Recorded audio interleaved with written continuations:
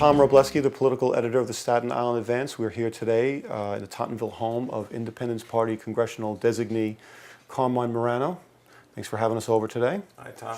Let's talk a little bit about how the campaign came to be. Talk a little bit about your interest in the race, your first time you're running for public office, and how you got to this point. Well, I've always been interested in public office and always wanted to start a career in public office for the longest time. And this year, things were a little unusual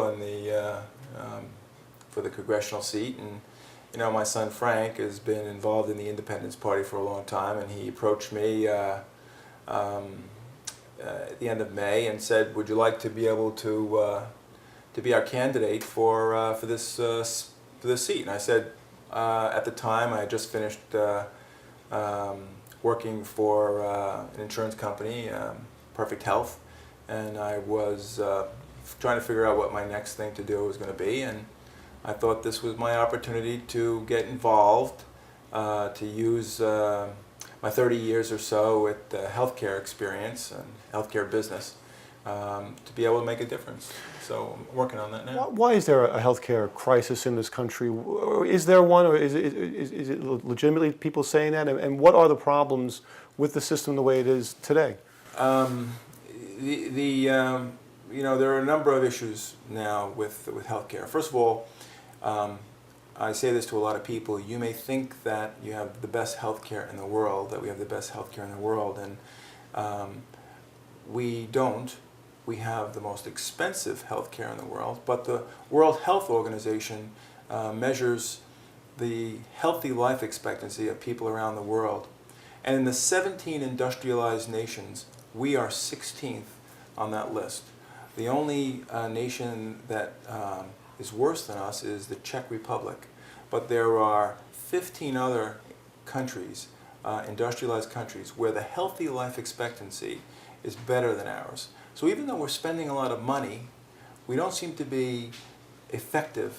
Is nationalized health care a solution to that? Some people seem to believe so. I don't think so, but I think that there's I've studied healthcare in Australia and New Zealand and other countries where I've gone there to actually spend some time to see how they do things. And for the most part, the national healthcare systems that were tried in these countries had to be supported by a private healthcare system.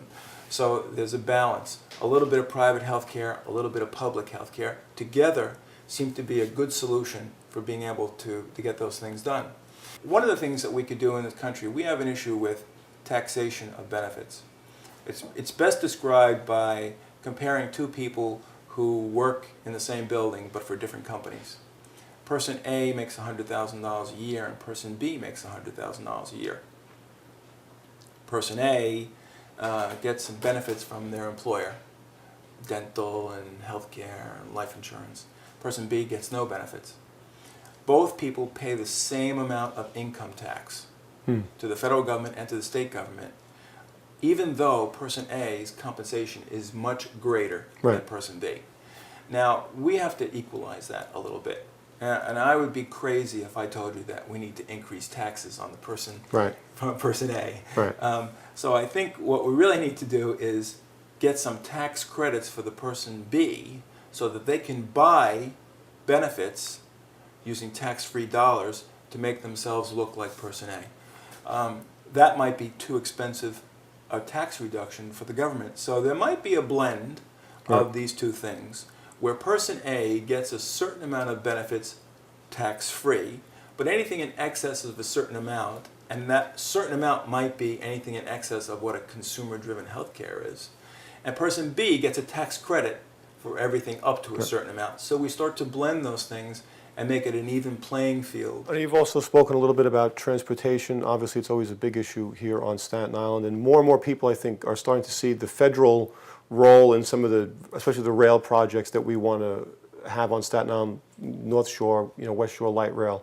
You would talk a little bit about what you would like to see done on a federal level if you were the congressman? In particular on Staten Island, and I had this in my website way back in May, we need to be able to triangulate railroads reopen the North Shore Railroad. Stop just talking about doing it, and let's get it done. And we need to put a transportation system right down the median of the West Shore Expressway, very similar. And if you don't think we can do it, I want to point out what was done on the Van Wyck.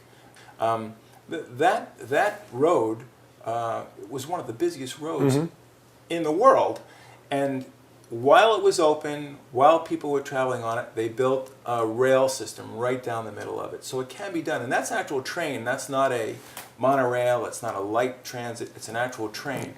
So that can be done right down the West Shore Expressway and potentially right down the Staten Island Expressway.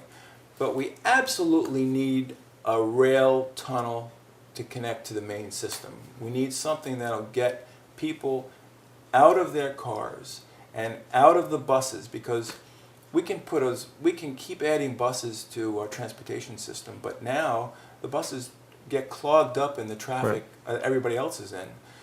We need an electric rail system that's going to connect to the major New York City transit system, either under the Narrows or some other way. This huge machine from Italy is now digging through the bedrock right under 42nd Street in order to link the Long Island Railroad into Grand Central now. And somehow we've got to be able to get that technology. MTA has got 2 of them, and somehow we've got to be able to get that technology and loop a rail tunnel from Staten Island to Brooklyn, and even potentially into Manhattan or Bayonne, which is really close, so that we can get people out of buses and out of cars into mass transit systems.